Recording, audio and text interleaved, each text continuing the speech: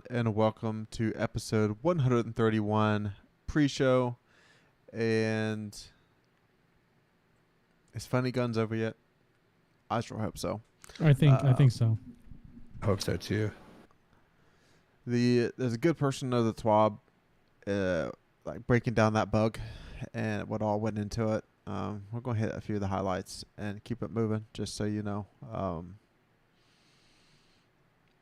And then kind of reason why I think it kind of brought the wind out of the sails for a lot of stuff going on in Destiny right now. And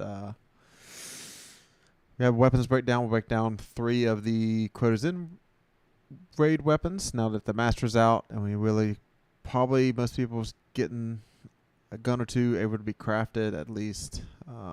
So we got a few of those.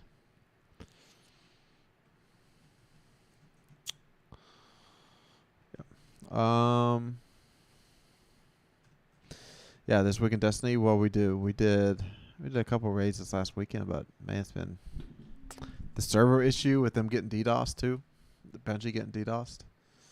It's kind of just a weird week. Not a lot of playing. As Chad says, who cares? Who loves the game this much to DDoS it? Or really, who pays attention enough to hate it this much to DDoS it? Like, all of us play it, and we love to hate it because it's easy, because we play it, but we still keep playing it. All these people are like, it's a dead game, blah, blah, blah. Why is it getting DDoS then, huh? Did that happen with like, didn't like Titanfall get like super corrupted because they like abandoned the game or something like that? I remember that happening. Yes, it Something did. like that. Wow. It definitely did for sure. That's big poopy, my guy.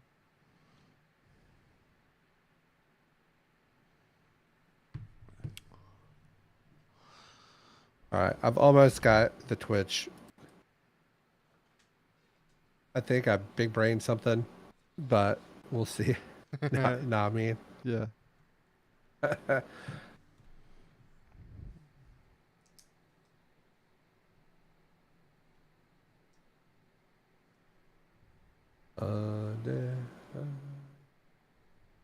What episode are we in? Episode 131? Yeah.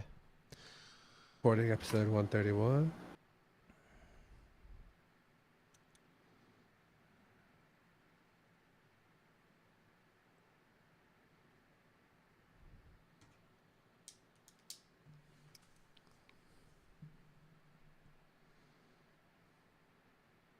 Okay, so Discord. Need Discord to go into.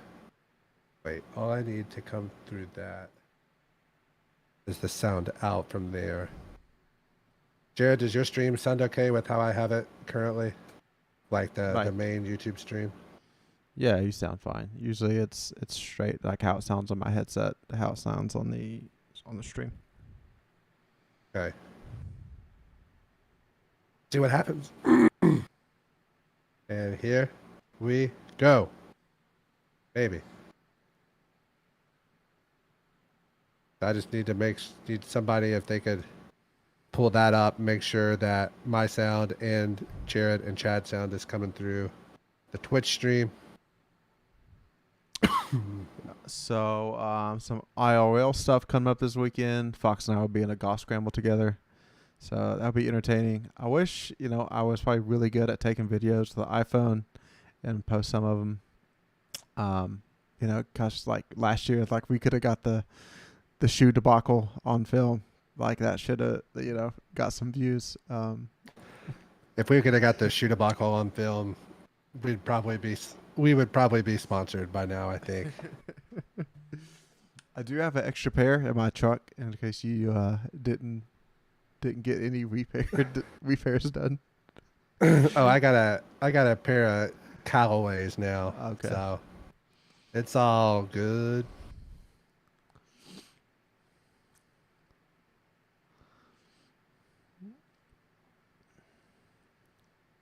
We are all, well, you guys, I haven't said anything yet, but really quiet. Like I gotta turn my phone volume up all the way to hear us. Okay. All right, let me give her a little bit of this right here, and now maybe it should be good. It might be in the full yellow. Not in the I orange. think there's like a 20 or 30 second stream delay. You know, like we could be something in the orange for all the Zach Bryan fans out there. You lost me there. I'm surprised you haven't got a hold of that one yet. Well, it came across my Spotify, recommended a couple times, and I was like, who's this fucking bum? And went back to Morgan Wallen, you know, Yeah. like a real country fan would do. So, Yeah.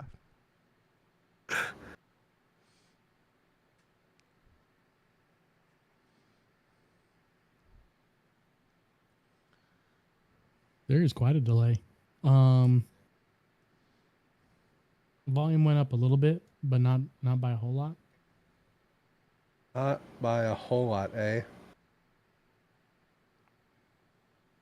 I can give it a little bit of that. It's going to take 40 seconds for it to catch up, but Oh yeah.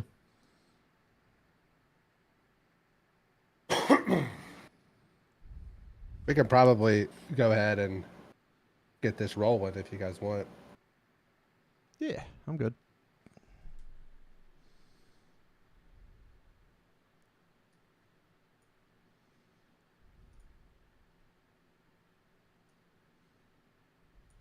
All right, I have squiggles.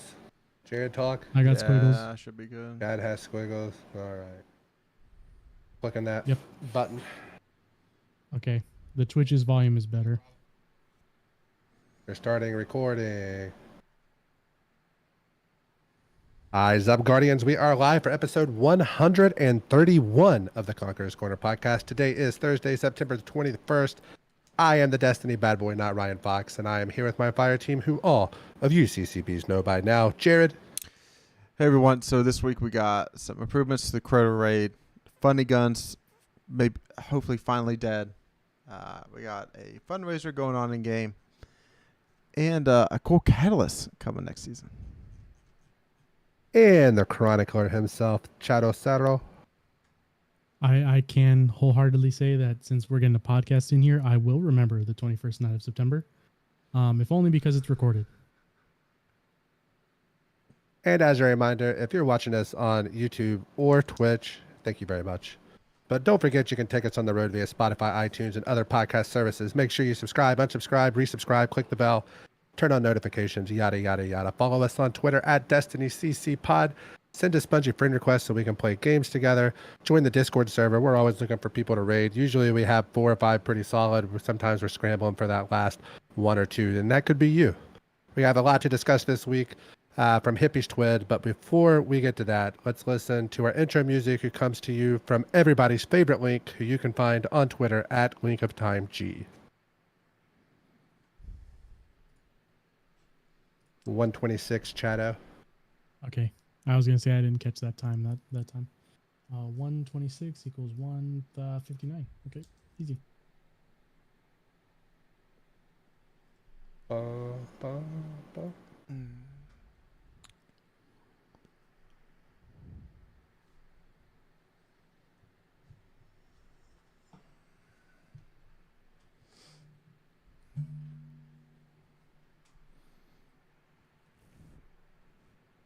This is where we're Squigs. swapping out tracks. All right. Yeah. Everybody good? Yeah. Yep. Alrighty, starting. Wow, Link, thank you. Fantastic job. Jared? Hey everyone, so TWID's quite long this week. We're going to summarize majority of it and probably some debate here and there. But not much debate for this first topic, and that's for veterans by veterans. And on Tuesday, the Bungie Foundation launched a veteran-focused campaign in partnership with Team Rubicon to showcase the support for those who serve and help provide humanitarian aid to the communities facing crisis. The campaign, which runs until the end of Season 22, features an all-new emote designed in collaboration with veteran Bungie employees called Jumpmaster. All profits from the emote, available now in Eververse, will be split equally between Bungie Foundation and Team Rubicon. Emote's pretty cool. You kind of like you throw out your ghost like as a toy soldier whenever you as a kid, and it hits the parachute goes out and it floats down. This is pretty cool. I think it's been a while since I dumped some silver into the Bungie store, and I think this might be a good reason to do so. There's also a pretty cool emblem that you can get, like the clouds, pretty blue, and the parachute coming down with a ghost. Now, crafting. So, I doubt most people who listen to this podcast was living under a rock for the last week or so in Destiny 2 community, and they can see that crafting funding guns just went amok. Am I right? Yeah, exactly. The Am I right auto rifle was very high usage this last week, and along with the machine guns, I've seen a bunch of mulligan perks being masterwork on stuff that just blows my mind. Bungie, this is a tough bug for them to fix. So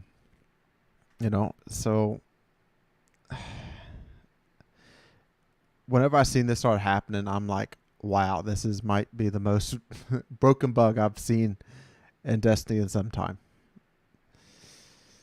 I think you probably, I don't even know what you have to go back to find a glitch that was this bad. It'd have to probably be like Crota on the knees with the Ethernet cord. Yeah. Yep. Yeah. I don't know. So they give you like 10,000 words on why it was hard to fix and how they fixed it, which I'm all about those things. Tell us why it's hard to fix. I'm going to cut you a lot more slack if you help me understand it a little. But wouldn't it have been just as easy to make it to where, like, could they not add a delay or something from the time you select the weapon to where, like, that just seems way simpler to me than all they were talking about. Just whenever you click the weapon, just add like a 5-second delay or something. That way you can't like pull the old data through, because people were like going into router settings and capping their upload and download speed in order to get this to work and everything. So it was a whole thing, but it is what it is. From my understanding there, Mr. Not Ryan, the problem was that there was a delay. It wasn't an instantaneous click and you're in. It's a click delay animation in, which gave people enough time if they throttled or were on like the oldest console that works, enough time to be able to click right or left bumper, move, click, is because there was a delay. Now, if you mean a delay as in you can't move anything during that delay. Yeah. I said it poorly, but what I meant was like, whenever I click it, it like pauses all other inputs for like a couple seconds and then takes you into the crafting screen. So I didn't articulate that well, but that's kind of in my head was how they would fix it. But yeah, I'm really surprised how long they waited before like taking away some of the crafted weapons and taking away some of the perks that was on them. I kind of felt like that was going to be an early Monday thing, and it still trickled into Tuesday and beyond. Hey, they did pat themselves on the back for working a weekend, though. I don't know if you guys caught that or not. Yeah, can't do that for raid weekends. You would. So, I work a lot of weekends, sir. I'm in healthcare. I have no sympathy for people working weekends. This bug was fixed in 4 steps. Basically, is what they tackled it. So they stopped the exploit. So for new weapons cannot enter the system, and the stuff that they took out, and then they wanted to determine how to cipher through the crafted weapons of the players that have made and separated the affected weapons from the rest, determine a good state to move internally crafted weapons to, so that players that had a full crafted weapon could still feel valid without, having it as a funny gun. And then find ways to validate the steps and gates that they put into place to make sure it goes into effect. So that all went into today with a patch. Some other stuff was included in that patch. We'll go over that a little bit later. Now this is a fundamental change coming up here, as in just like how airborne effectiveness changed guns. This is probably the next biggest change that this kind of came out of nowhere. I didn't expect this, but was a deterministic recoil pattern for auto rifles, pulse rifles, scouts, SMGs, sidearms, hand cannons, traces, and machine guns. So that means whenever you go to lay down the trigger and you never take it off of it, the reticle bounce will be the same every time for that archetype. And this is only beyond weapons that season 22 and beyond. So the weapons before that will not have this recoil pattern that you can kind of memorize or get your muscle memory to. So I guess it's almost in a way to make some of these weapons that's coming out now just a little bit better than previous seasons to make people want to go after them. Fusions, shotguns, and sniper rifles will not be getting this treatment, and they felt that fusion rifle recoil isn't a big factor in the randomness of their recoil patterns. It's much more dependent on accuracy cone growth. And they found the setup for fusion rifles is that it can't tell any predictability in the recoil because the accuracy pieces the bullets so randomly. So even if you had this predicted recoil, it's not going to work because it's more important on the accuracy cone. And they already kind of did a fix with shotguns by making them all the same spread pattern. So really nothing there. Sniper rifles, the only one you're really going to fall into is the rapid fire frame. And they just buffed stability recently with the rapid fire frame. So nothing too big there. I don't think those feel too bad on mouse and keyboard right now anyway. Haven't used one on controller in a while, but I'm thinking like the only time I ever really used a rapid was like we did a couple Oryxes somewhat recently. You can get through that pretty quick. There should be no weird issues that come up with like action rig or reconstructions using these weapons. They expect this to go quite over smoothly and to be overall an addition to the game. All right, next up, curiosity may kill the cat, but what about the Guardian? So we've been exploring the Spire so much that you discovered the deepest secrets, not deep side secrets, just deepest. And the mystical arcane chambers where Savathun turned trickery into power. You're free to explore, but try not to become a victim of your own curiosity. So I think me and Chad was kind of talking about this like week one. Like whenever you go into the Spire, you kind of just can see, oh, eventually we're going to open that door, right? Yeah, that big door with the 5 locks on it, the 5 hive locks. It's like there's got to be something there. Mm-hmm. And we initially thought that the 4th little altar before you activate each summoning thing was going to be a new, because there's easy, normal, and hard for the levels. We thought there was going to be a 4th one that you used for to activate to open up the door, but that ended up being just a kiosk, so that's out of the question. So it might just be a thing where if you do 5 easies or a mix of normals or 3 hards, it'll just open up the door and you can either end the activity or you can go in the door. But I don't know, because we know straight up is the Embargo engine, so we know what that is now. But we still don't know what's behind the door. people have glitched into it, so you can look it up, Oh my but we don't know how to access it yet. God! So it's going to be the time gated thing. I am so over glitches, out of bounds people. Dude, this out of bounds was like, I didn't watch the end of it because I didn't want to know the end of it, but I wanted to see how long to get there, and it was like a 25-minute video of somebody showing you how to get there. And I'm like, Dude. that's you have to be able to Somebody needs sparrow to- fly perfectly and use strand and use your friend's rocket strands. It's like, all right, I'm going to use the strand as a hunter and I'm going to create the grapple point for you to then grapple on. And it's like, bro, it's unreal what they had to do to get into that room. And I'm like, yeah, no, I'm not doing that. I'm good. I'll just wait till I can open the door myself. Do we think the seasonal exotics are going to be tied behind that? Kind of like what they the did one last from season. Season of the Deep, yeah, right? Yeah.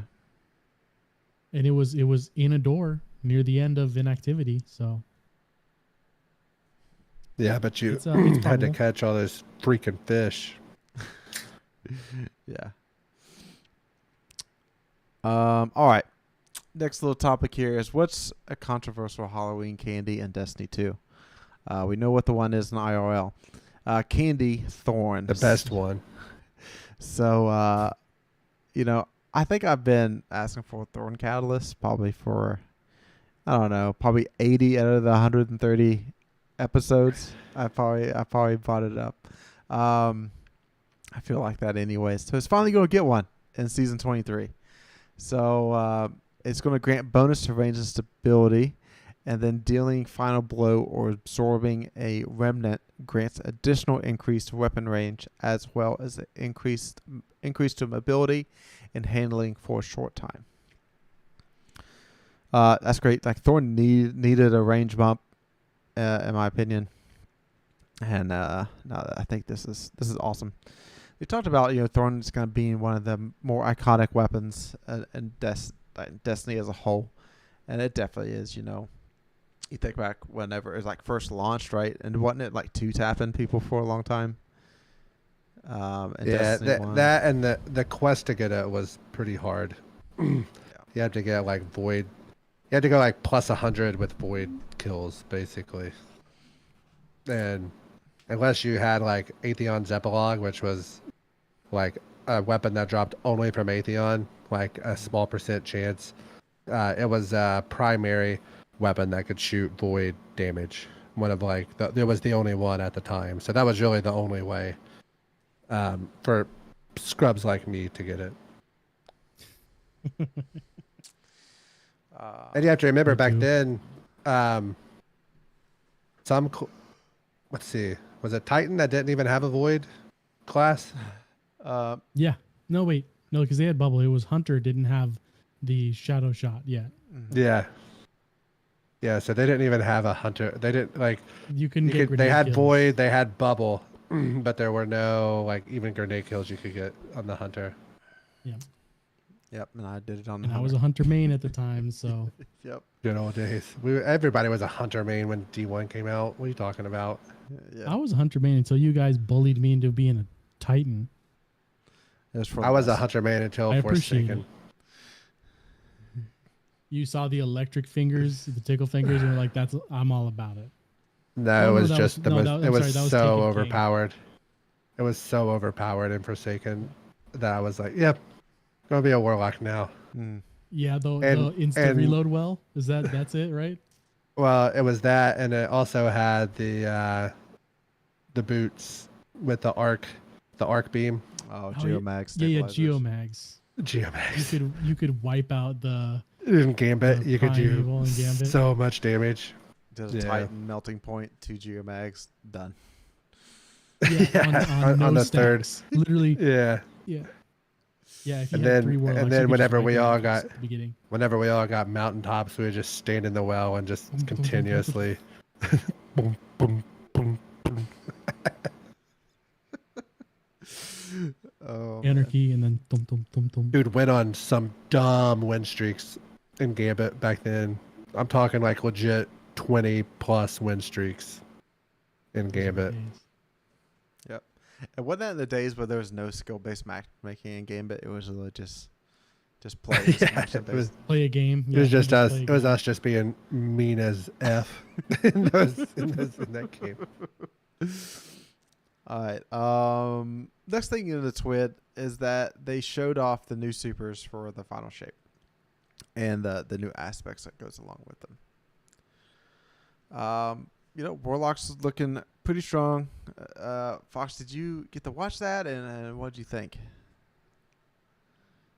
I watched it and I was like, "Oh, cool. We'll see how it is when it comes out." Mm-hmm. Like I wasn't like blown away by any stretch, but I don't really. It's gonna sound dumb, but I prefer killing things with guns than I do with supers. The only time I really use supers is if something's really difficult. Otherwise, I'll kind of hold it through most activities. I just think back to Valdo Disciple and that third encounter where you got to trade out the relics. I feel like that super would have been great at that time. Yeah, it would have been. That's, Yeah. I'd like to Roman get in that super. raid so we can get Chad some of those challenges. Mm-hmm. It's only two. It's only the worst two.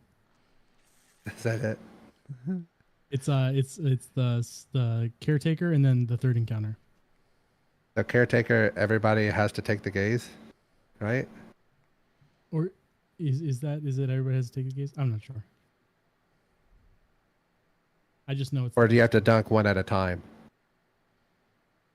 Is it everybody dunks or everybody shoots a symbol? I think no, everybody doesn't have No. to shoot a symbol, but I think they can only shoot one symbol at a time, maybe. It's either that or look it up. everybody has to take the gaze. Yeah, I think it's the gaze one. But anyway, Chad, Titan's getting a super that has some range to it, and you got some axes to throw around. How's it looking to you? it's definitely looking like a lot of fun. It's basically small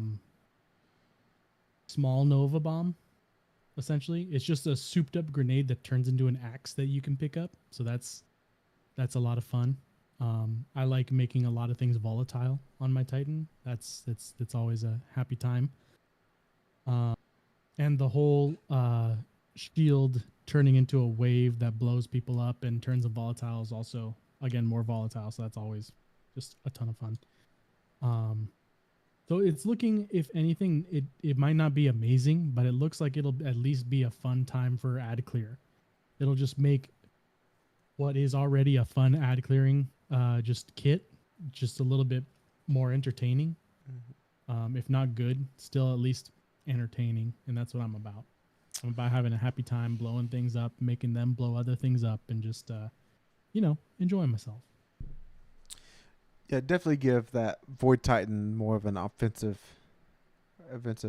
identity than just defense and overshield.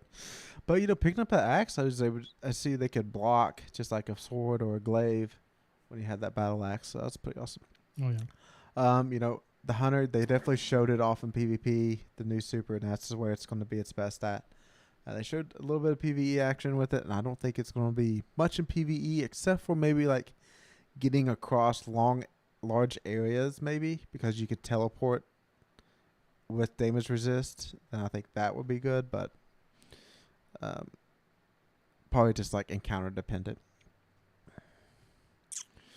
And then there's lo-fi beats to TWID to YouTube. I haven't given this a listen yet, but usually if it's Hive and Eris related, it's usually going to be pretty cool sounding. Chad, did you listen to this yet? I haven't yet. I was gonna save it for later. Yeah. I usually like lo-fi stuff.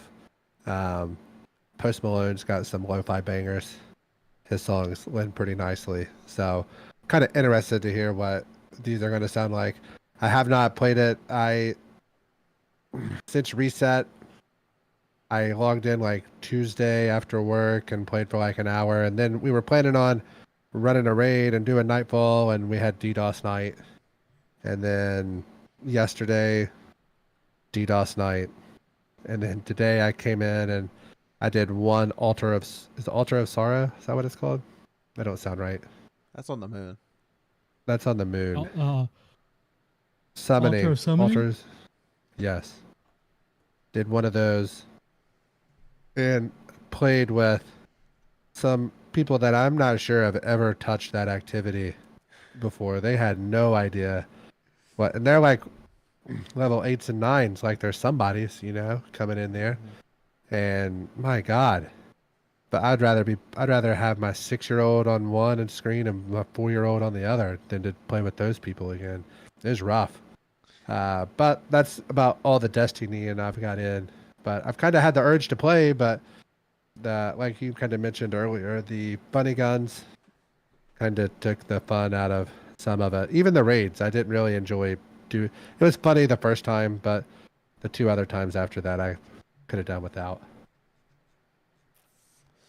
Yeah, this last bit of the TWID here is some motion capture pictures of some of the Eris and Ikora scenes, and what goes along with that.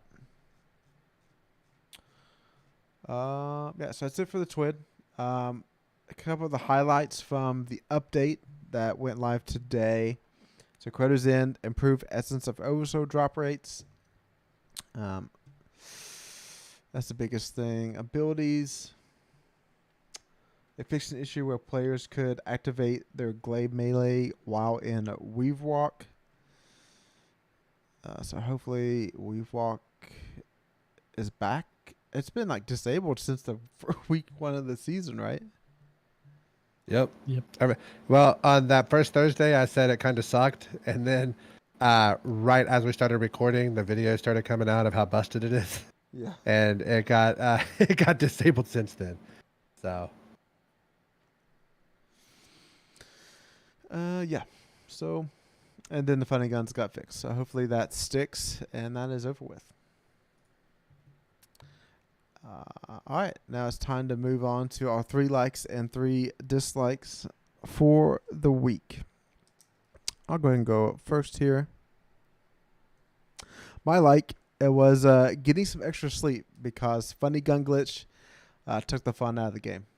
Like we kind of mentioned so far, one time's good, and then you're kind of like, all right, I understand what's going on. And it just the challenge is gone. When you're raiding with your people, it's always a good time. But just trying to get better at the raid, you didn't get better that week. You glitched it. So I got more sleep, so it's good. I believe it said, "You guys play whatever you want. I'm going to bed." I believe that was the No, you text said you guys message play that was whatever you want, received. have fun. I'm going to bed. Oh, okay. That's what it was. I missed the have fun part because I knew he didn't really mean it. My like this week was being able to only log in sometimes because our Canadian brother logged in for the first time in months, and we were unable to play Destiny because of DDoS attacks. But 2 of the Conqueror's Corner boys went and played Halo Infinite with him, and I had quite the swell time playing Halo Infinite that night, and hopefully we find more excuses to head over and play that a little bit more. Fiesta is still one of my favorite things. I mean, I enjoy SWAT because it's sweaty, but Fiesta is hilarious. It's just it's a ball of a time, and I enjoy it very much. Now my like for the week is funny guns. They're funny. They took the challenge out of the game that didn't exist in the first place. For us, but like Jared said, it didn't let anybody actually learn any encounters or anything because you had funny guns. I didn't make any. Ryan didn't make any. Jared didn't make any. We didn't want to do that to ourselves, to our computers, and we didn't care to figure it out. I was more enjoying the videos, watching stupid stuff happen, and watching the first time watching Eryute and Crota just disappear was funny. And then it was only funny after that when it was with the homies. Because it's like, I know these guys. I know we're good at the raid. We don't need to really practice it so far. Just the first encounter. So just killing these what a bosses fast nightmare. is fine. But yeah, no, funny guns were neat. Do you I think didn't you're need to better make than 'em. people? Do you think you're better than people that made them? No, Yes. Jared? I Yes. think I'm better than people that made them also. Like, I I have mean, I don't think I'm better no than Shifty. trouble saying that. I do. You're- I mean, I'm what glad. name I'm names? glad you do that. Shifty had a funny fun gun. I enjoyed it very much. He didn't give me any turns with it though. Now my dislike is that we don't have funny guns for Master Mode Val the Disciple this weekend, because I would very much like to have just melted the Caretaker immediately and gotten the challenge out of the way. But oh well. It's not gonna be that bad. Did you look up what that challenge was yet? No, not yet. I'll look it up while you can talk. you only have to grab Okay. when you go in. You can only grab one symbol. Is that all it is? Yep. Okay. You got so you Because gotta I thought just the fast- hardest part of that one was the person that's on the sides killing the Overlord hobbies. Isn't that Yeah. Oh, yeah, isn't that 'cause the it- hardest job? Yeah. But if you have two people that Well, can what's- freeze them, you can just leave them alive, and they don't spawn Yeah. new ones. and they don't Yeah. respawn in.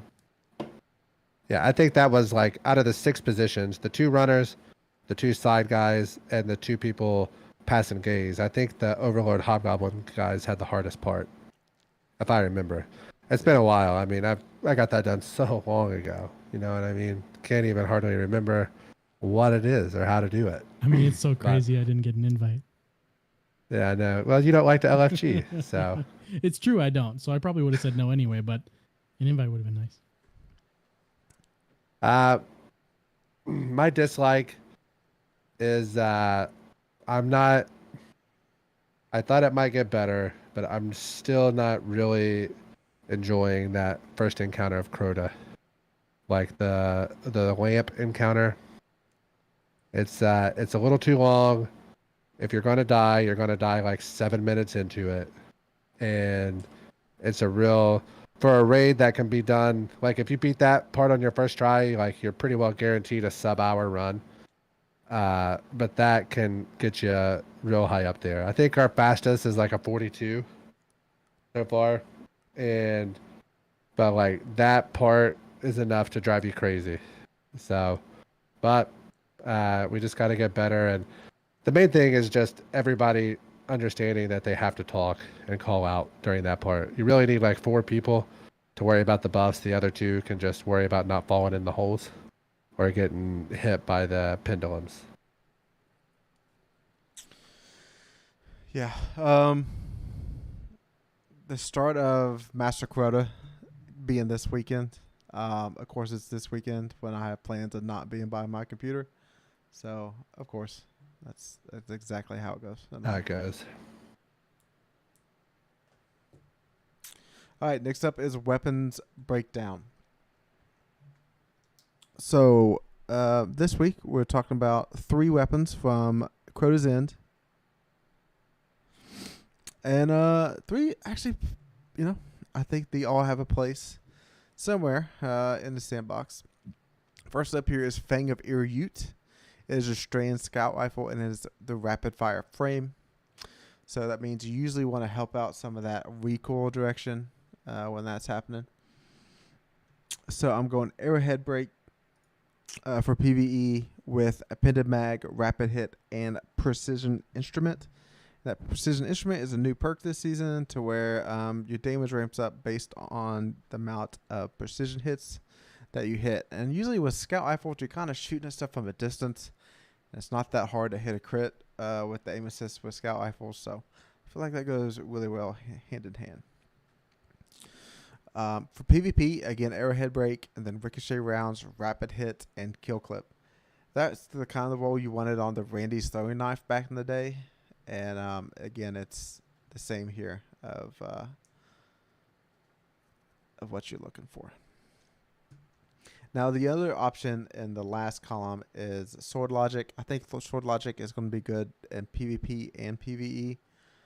And you'll kind of see that moving forward on another weapon. Now, the second weapon here is going to be Swordbreaker, and that's the lightweight frame shotgun. So, lightweight frames pellet spread got pulled in a little bit this last season, or maybe it was the mid-season patch, and so it should be better and more competitive now. But I think precision frames are still winning out. For PvE, you're looking at rifle barrel, assault mag, threat detector with surrounded or 1-2 punch. And that's completely dependent upon how you play. 1-2 punch, Titans, and Hunters, you can definitely play into that. And then Warlocks, not really big about melees right now. So rounded might be a better choice. PvP, again, I'm going to go rifle barrel just to push as much range out as possible. It's a lightweight frame, so it's already better at handling than other shotguns. So I'm doing acquisition rounds, slide shot, and an opening shot. Just pure range. I'll make sure those pellets are not going to be falling off due to the amount of range. Last weapon here, Abyss Defiant, Solar High Impact Auto Rifle. This is the one that, like the first week of the season, somebody had one of these melting people in a crucible. And so I'll go ahead and go over the PvP role first here. And that's going to be small bore ricochet rounds, reconstruction with sword logic. Man, getting a guardian kill with sword logic, and then you running around with a great buff there. See if I can get that number pulled up, what that is. 20%. 20% in PvP, whenever you get a kill. And it lasts for 10 seconds, I believe. Or 7.5. That's still 7.5. That's pretty good. That's just 5% less than kill clip, and kill clip don't last 7 seconds. PvE, small bore appended mag reconstruction with target lock. I do like target lock and like higher end PvE stuff, but if we're just like doing a regular dungeon or some strikes, I'm actually really good. I'm good with having sword logic there in that last spot.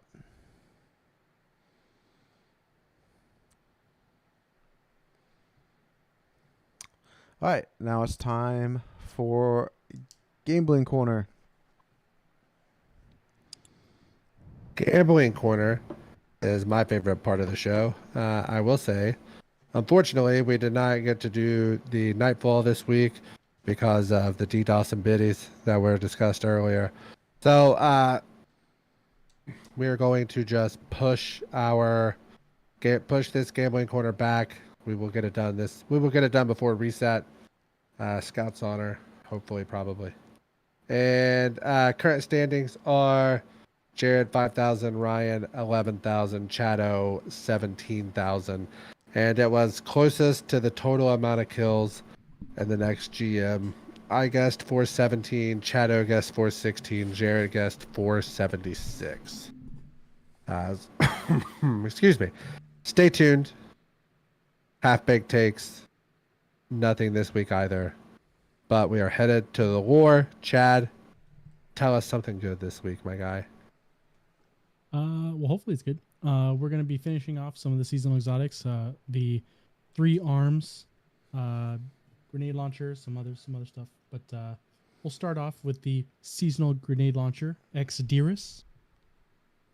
The cards gleamed in Eris Morin's hands, each one a taut web of meanings pinned down in a place so that it is a signifier in all of its instability, could be held and comprehended. She lay the first card on the table, Blades. Of course, she thought, the hive's childish logic. But like all childish things, it was persistent. They were all ensnared in its thesis. For now, it was their purpose as much as the hive's. The second card over the first, the adherent, Zivu Arath, the greatest and most committed proponent of her brother's grand theory. Zivu Arath Blade guarded the Blades card with her life. It held her with the great lies she told herself. Eris placed the third card down below the others, the sisters, Arash, Sathona, Zero, the hive gods' first names and first selves. But the fourth card made her hesitate. She looked at it and stared back. The Harbinger. It could be no one but herself. She placed it to the left of the others. Perhaps now she counted among those sisters. Savathun, Zivu Arath, and Eris Morn. A game between siblings, a love that sharpens. Another card to right of the first two. The Lie. Eris furrowed her brow. The cards had manifested through hive magic. Perhaps it denoted how the hives see the guardians. Liars, denying the all-edged truth of the sword logic. Or was it the lie of the logic itself? The lie of the deep? The lie of worms? 3 cards above the rest, one beside the other, liminal, ascension, lacuna, all the aspects of a guardian's light. She had not held it for centuries. The hive sisters below beckoned more loudly than the light did. Eris made a column of the remaining cards. At the bottom, the witch. Above that, the truth. Then, lament. Then, the wish. Who was the witch? Savathun or herself? The thought gave her pause. From whom did the truth flow? There were too many truths for any one to triumph. But lament she knew, the slaying of Oryx, Zivo Roth's greatest loss. Would the truth lead to another hive sibling's death? Eris looked to the last card. The wish puzzled her. A wish is desire, the greatest power in this universe. Eris had wished before. It had led her here. Would she be asked to wish again? What else would her desire wrought? Turning away, Eris left the cards on the table and took her questions with her. Next, the Titan Arms Pyrogale Gauntlets. Lord Shax watched the Crucible match play out below his Anancer's perch, but his mind was elsewhere. Since the witness's assault on the traveler had become uncharacteristically anxious, he had tried to throw himself into the Crucible with renewed vigor, but his preoccupation had proven too difficult to shake. A sudden flash of solar light disrupted his fretting. He sat up and focused on a Titan who was wearing a new piece of kit, some kind of gauntlets Shax had never seen before. Shax leaned into the microphone. "Fought like a Titan of the first pillar," he boomed. "1 minute left. The enemy is out of second chances." While his teammates concentrated their rifle fire from under cover, the Titan instead charged directly at the oncoming team. Shax chuckled to himself. Titans, always thinking with their fists. He waited eagerly to see how the Guardian's gambit would unfold. As the Titan reached the oncoming fire team, he leapt into the air, unleashing a halo of solar flame. When he landed, a furious wave of fire surged forward, immolating the opposing Guardians where they stood. Shax jumped up from his seat. "Look what one Guardian can do with nothing but their ghost, their weapon, and their light," he thundered. It was the type of triumphant moment that he'd envisioned when he founded the Crucible, and the perfect diversion to take his mind off the witness. At least, for a while. And the Hunter Arms, the Mothkeeper's wraps. She had tracked the infested ogre across the throne world, led by its trailing effluvium. Now it lay collapsed against a cracked jade pillar, its wheezing form obscured by a thick blanket of moths. As she approached, ripples of startling color shimmered over the ogre as the moths flashed their vibrant underwings in warning. She pulled her hood tight against her exposed face. She would have to work quickly. The moths on the ground shivered as she stepped carefully over them. She took a breath of the powdery air and reached into the rustling mass, shoulder deep as quivering wings beat against her neck. She groped blindly until her fingers finally grazed against the withered ogre, its hide yielding as old leather. Her knife was swift and sure. The ogre shuddered once, and it was over. As she withdrew her knife, the moths took flight with the muffled rush of 1,000 zephyr-born petals. Then they were upon her, covering her cloak, her shoulders, landing in her hair. They smothered her with dusty bodies, brushing against her lips as she whispered the incantation she stole from the Witch Queen's spire. She traced the outline of a hive room in the air with her knife, then touched the tip of a blade to the back of her hand. The moths fell still, hushed, bipectinate antennae quivering as they considered the offer. Not a host, but a home. Warlock Arms, Briar Binds. The vines coiled and twisted up her arm, blooming their deep purple as they settled over her glove. She flexed her fingers and felt the thorns in her wrists.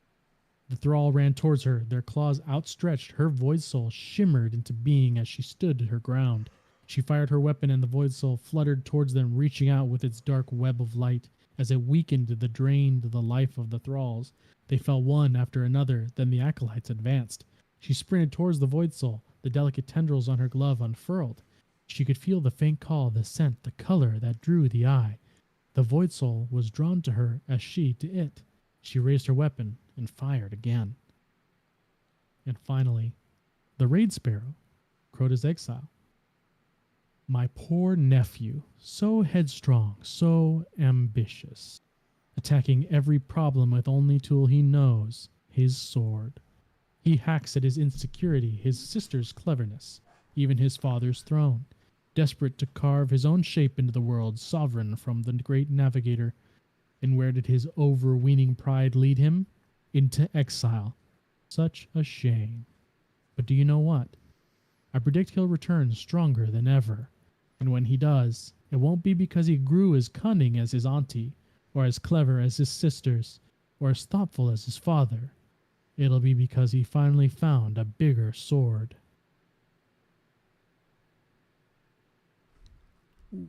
I mean, Eris is getting real deep in there into some of that hive magics, and now with the lore from the Mothkeeper's Raps, we're seeing that there are other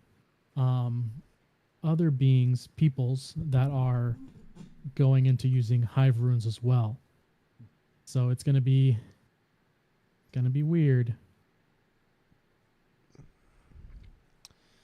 Yeah, high magic scenes is going to be really interesting in the future. You know, the 6th subclass probably, right?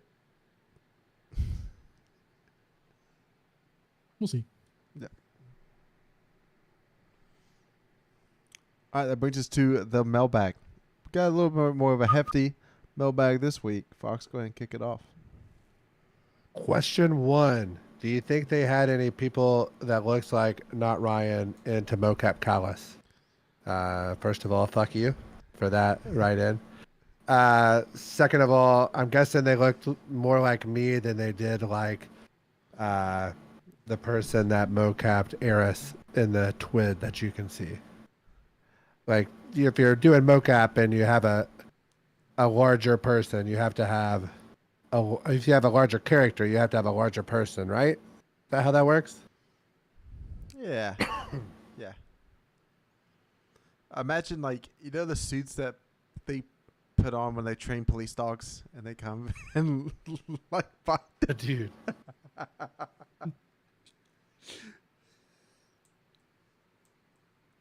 Do you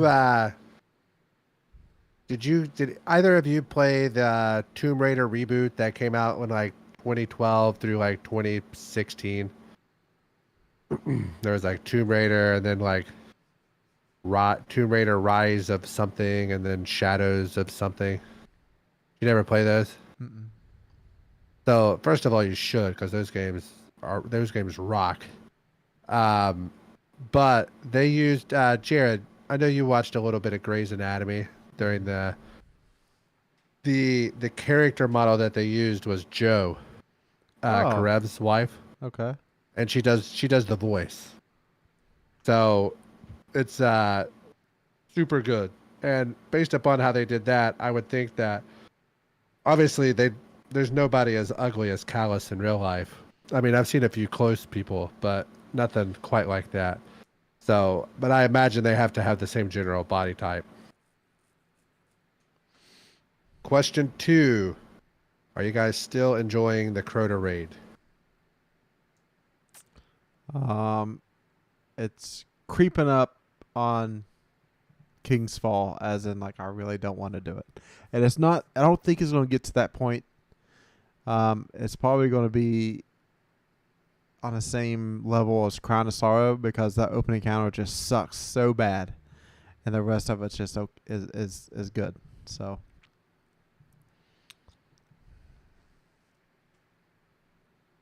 I mean, the opening's tough, and only because people hesitate. Because they're like, I don't want responsibility, I don't want to take that. And then, like, with the cooldowns, people have to do it. You have to take it. And there shouldn't be any questions. You just have to be aggressive in doing things. If you get to a lantern and someone takes something from you and you're enlightened, if everyone's there, enlighten the lantern. If there's a dunk, wait for the dunk and the pickup and then enlighten. Always just enlighten. Don't worry about it. Don't think about it. Don't try to save it. Don't just get rid of it so you can have the cooldown done and grab the next thing. You need to be aggressive and just get in there and do it. If you hesitate, if you think too much, if you don't want to do it, don't do the opening encounter, because you're going to make the rest of the team have to carry the weight, and it's a lot harder in that opening encounter versus anywhere else in that entire raid. And that's it. Like the times where we've gotten through it in one shot is because none of us were hesitating.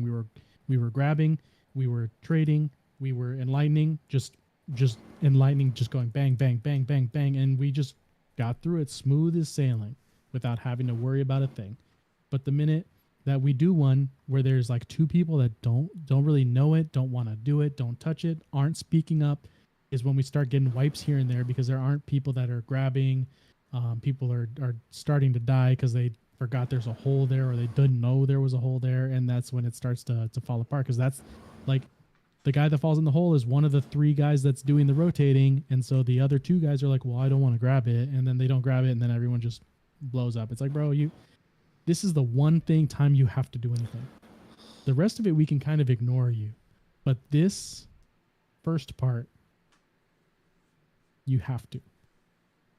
Now, if we could skip opening encounters, I'd be all for it. If we had a wish wall for every raid, I would start in the second encounter for a bunch of these raids.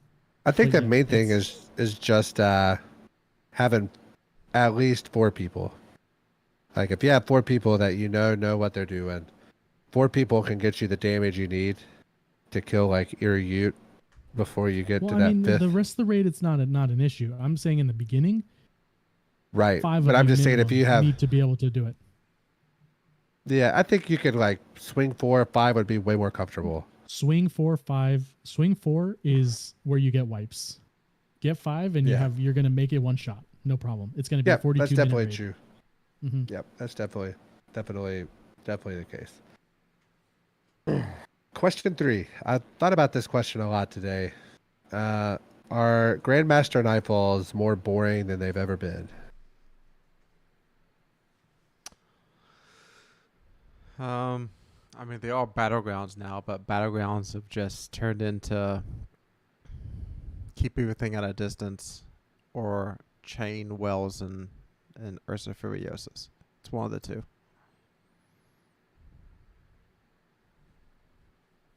Yeah, there's I mean, we have gotten a little bit more cohesion as a group, but they have gotten adding the battlegrounds. The only reason it's difficult is because we haven't done it yet, or we haven't played it in so long that we just need a refresher.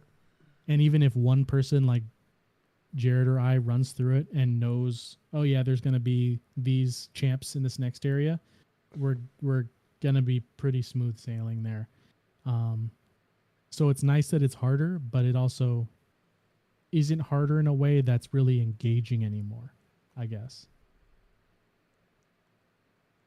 Yeah, I think they're more boring. I mean, I still very much look forward to them, but it's not what it used to be. That first season of them was probably like a Destiny time. Well, I don't think I'll ever get back to the excitement of trying to get all 6 of those done in 2 weeks. That was fun times. Yeah. Question number 4, Chad. Are you sure Eris isn't a bad guy? Yep. I am 53% positive that she is not a bad guy. That's enough. That's enough to swing me into the yes camp. We're good. Okay. Yeah. Don't ask me that question again. It might change. Question 5. This one I had to read a few times.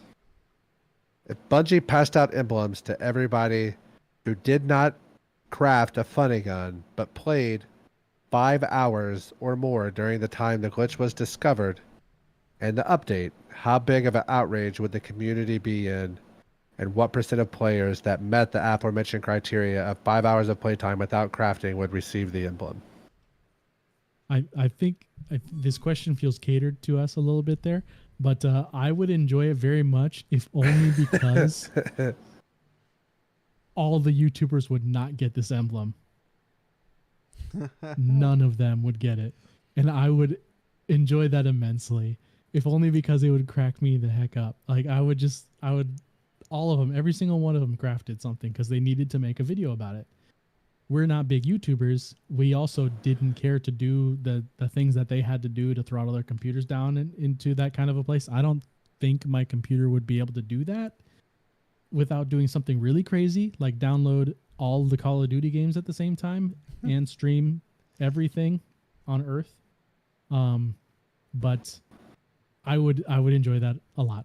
There would be a lot of outrage, but as one of the quote unquote content creators that didn't do any of it, I would have a lot of fun with that. I'd be like, hey, you like my movie? I wish they'd make it a shader. Oh, it'd be even better. All black. black shader. Yep. They just call it Vanta for that super black color. Oh, it'd be great. Yeah. No shine at all to it. It's just flat black. Everything. Whoever wrote this in, the best part of this question is that you have to have 5 hours of playtime in with it, because that stops like the people that just didn't play, like they were out of town or just didn't play very much. It would be the people that like played enough to where they could have done it but didn't. That would be quite glorious. What percent of people would make it? It would have to be like less than 10%, right? Yeah, I was thinking like 5 to 7% of players. Oh yeah, it's got to be single digits on that one. All right, question 6. Have you purchased any new games lately? Yes. I bought Left 4 Dead, Left 4 Dead 2, Portal 2, and Red Dead Redemption 2. Almost bought Cyberpunk because that new update came out. But saying all that, I spent 99 cents on Portal 2, $1.49 total on Left 4 Dead and Left 4 Dead 2. And then Red Dead I got for $19.99. So I spent like $23. Excuse me. $23 and got all those. Pretty good deal. I did pick up the Left 4 Dead. And golf with friends because Jared told me to, and then we couldn't even play it together. Yeah. What? Yeah. Yeah. So much for golfing with your friends. I golf alone. So if you have an Xbox Game Pass, it is the Windows version. Then if you buy it on Steam, it's the Steam version. And then if you're somebody's playing on Xbox, it's the Xbox version. And there's no crossplay. Yeah. So you can really play with your friends. Well, you can play with me, Ryan. You download it on Steam because I got the Steam one. I have it on Steam, yeah. Heck yeah. I'll add it to the wish list to wait for it to go on sale. Just buy it off CD keys like I did. It's like $2.99. Oh, okay. No new games, but DLC for a Pokemon game came out last week, middle of last week, I think, and I totally it just left my brain. I totally forgot all about it until like Friday night. I think it was shortly before the podcast because we did a Friday podcast. And I'm like just going through YouTube because I had it set up so I could have the podcast playing. And I'm like, what's with this new Pokemon stuff? They're like, what's happening? So I click on one and it's like Teal Mask DLC. And I'm like, oh, that's cool. When's that coming out? And I'm like watching the video and there's like gameplay from a streamer. And I'm like, and I hit the Googs and I type it in. I'm like, son of a gun, it came out days ago. So I then proceeded on Sunday to finish doing some stuff and then complete the new Pokédex that unlocked and beat the DLC. And I was like, cool, that was a fun Sunday. Now what am I gonna do on Monday? But yeah, it was fun. I enjoyed it. But no new games for me.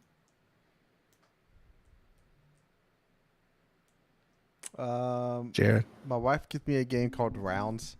It was really fun for about 45 minutes, and then I really figured out the game. and I just dominated her. So then it became not fun.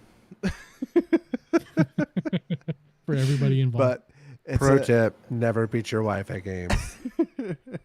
but it's a game that it'd be funner if more people was playing, not just doing 1v1s, but just a simple 2D shooter. But I picked up Left 4 Dead also, and my wife also picked it up. So hopefully get in there and do that at some point. I vaguely remember playing it. Was that out on the Xbox 360?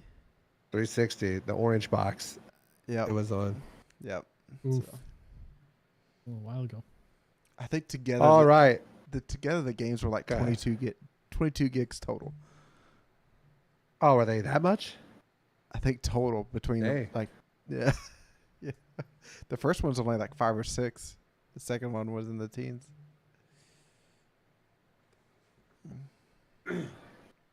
I did play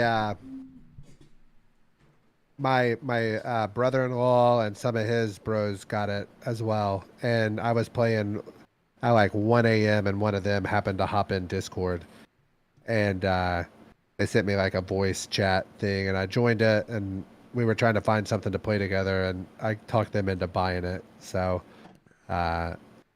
we did like one campaign together, and it was fun.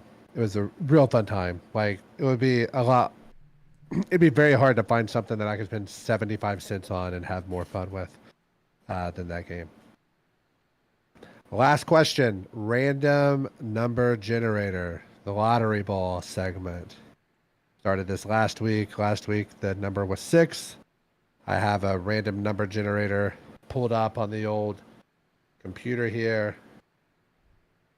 And I am going to click the button 3 times. And on the third one, whatever it is, that's the official number. I'll let you guys pick your number first. 31. 331. 74. I'm going to say 53. I don't even know where 53 came from. I am going to try on the Twitch. Get this pulled over here just as a official rendering. So we are going to click roll. Official number is 2. 2 is the official number. Okay. Single we digits, huh? We will keep that logged here, and we will go through it. But that's it for us this week.